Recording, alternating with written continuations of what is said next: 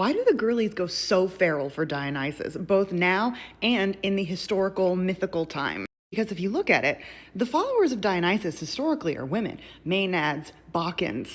It's human women and then like satyrs.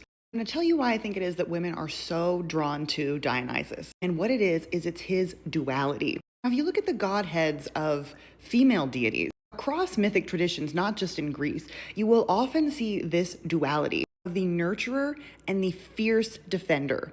So if you look at like Demeter, for example, she presides over the harvest for her daughter. She's very nurturing. She's very motherly. But when she is crossed, when Persephone gets taken away from her, she is vengeance itself. And Dionysus is exactly the same way. If you look at his portrayal in Euripides' play The Bacchae, he's so sweet, he's so gentle, he's so protective of his followers. And if you're not his follower, like, it's not gonna end well for you. He's gonna get you.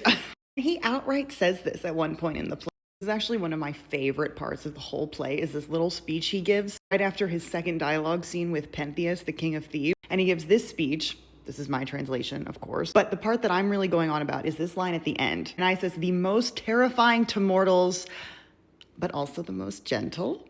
And you see this duality in every aspect of him, really, not just in his appeal to the feminine. In his person, in his disguise, in all of his actions, he's masculine and feminine. He's quiet and he's chaotic. This is what his rites look like as well. There's frantic, raving drunkenness, and there's also military precision and stillness.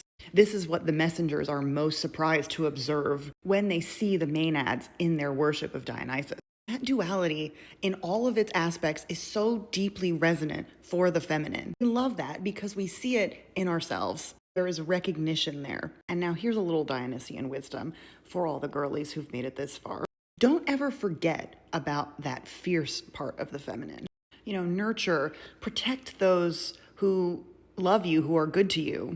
But if someone doubts you, if someone intentionally misunderstands you for their own gain, much like Pentheus did with Dionysus, don't be afraid to let him have it. You don't have to do a sparagmos or anything, but protect the nest. It's what Dionysus would want.